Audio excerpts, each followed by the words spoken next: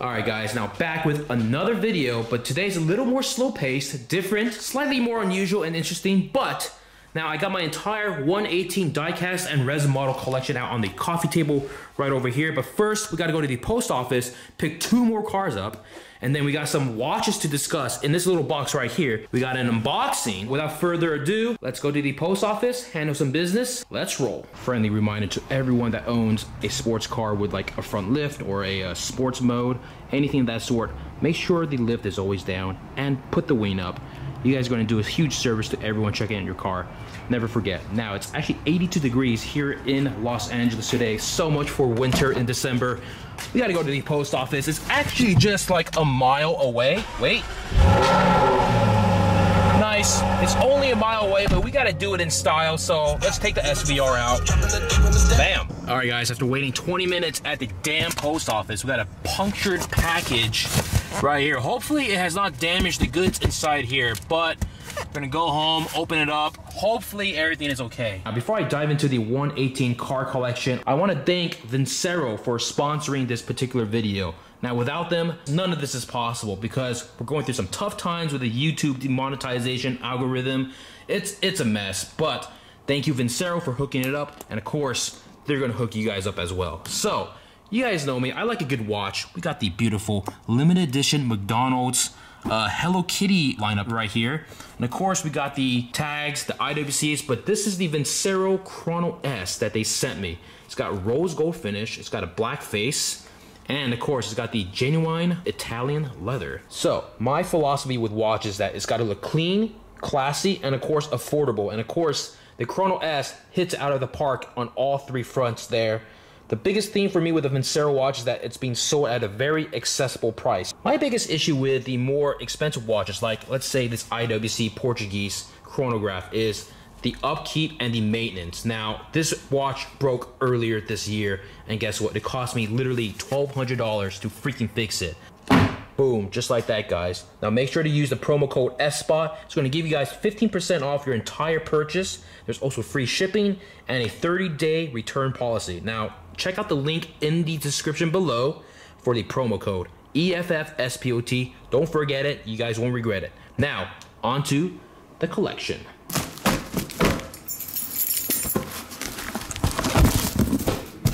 All right, there's one. There we go. There's the second one. Let's open the sucker up. Got a nice little certificate. It looks to be pretty well packaged and intact. We're doing pretty good. We're 1 out of 2 so far. And yes, well packaged as well. A-okay. We're gonna start off with a brand called Frontier Art right here. Now, I think these guys make the best Koenigsegg models. So we got the Koenigsegg Agera RS1. The details on this are pretty spot on, very, very accurate. They're usually limited, so this one's what, 45 out of 198. And of course, I have a few other ones here. This is the Agera HH. This one's 74 out of 300, and of course, I have the Agera 121 that I saw last year in China with the pink stripes. Massive wing there.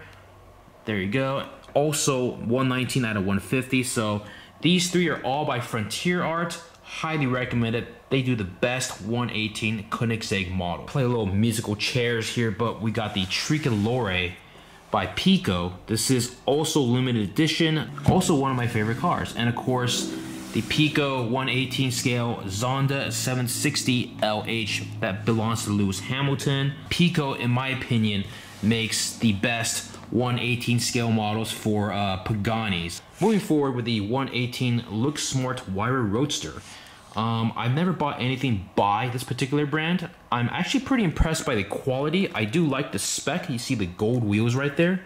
The interior is pretty detailed as well. Nothing but good things to say about them. These guys are actually slightly cheaper than, say, the Pico Pagani models or some of the Frontier Art Koenigsegg models. All right, reaching over here, we got the Avant Style Regera, purple carbon, of course, with pink interior. Pretty crazy. I kind of dig it. It looks good, but this is by Avant Style. I think they are a subsidiary of Frontier Art. Don't quote me on that. I might be wrong, but I think that's the case. Now this one and the white Vulcan you see here, let's play musical chairs again. They're both Avant style. These were around, I think, $150 to like $200. So they're on the cheaper end. Now we got the Look Smart model right here.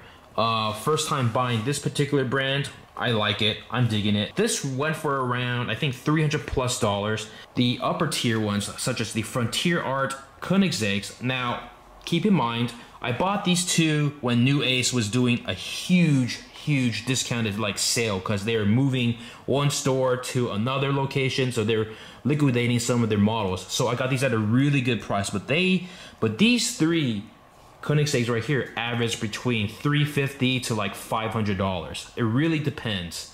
And of course the Pagani's here, they're going for like $450 to $500. All right guys, moving forward, we got the 118 Auto Art die-cast lineup here, looking pretty sharp. Now, like I said earlier, any of these die-cast models are cars that I will actually buy in real life. So of course we got the Aventador J in red, got the Zonda Revolution in blue carbon, we got the Zonda R, the Koenigsegg, got the Wyra, we got the blue Aston 177, the Reventon, the MC12, 50th anniversary Aventador, and of course the Veneno in the back here. So you guys are probably wondering where to buy 118 Auto Art diecast models. It really varies. I usually go on eBay. That's probably your best bet. There's a lot of competitive prices.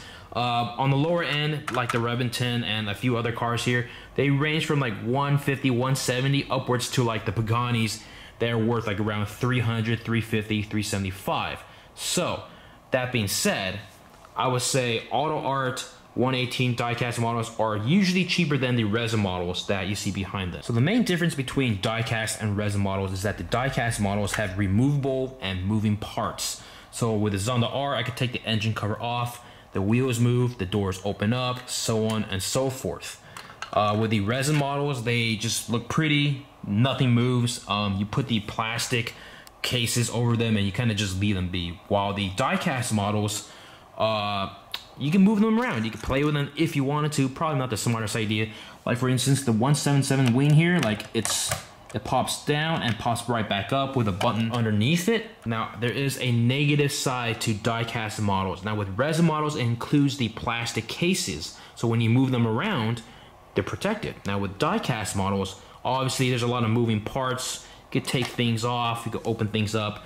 And of course, when I was moving, I clipped some of these side mirrors. They're pretty fragile. So as you can see here on the 50th anniversary Aventador, this one's got clipped as well.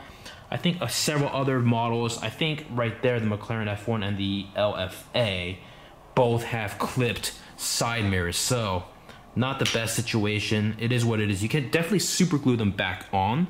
I'm just kind of lazy, so I just leave them as is. But the manufacturers that produce resin models, they have cooler cars. Let's just put it that way. Cooler specs, cooler cars than their die-cast counterparts. I don't know if it's like a licensing issue where, like, you know, Pico can only make Zondas and Tricolores or whatever.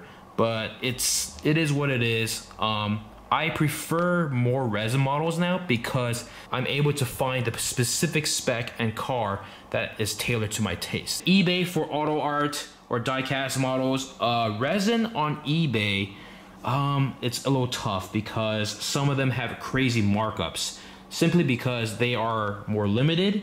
They're rare and they're hard to find. Some of the models like the Tricolore right here are actually older models from, like, you know, several years back. So a lot of collectors are holding on to that particular model. All right guys, now I promised you that I'll be unboxing this LG 43-inch monster of a monitor.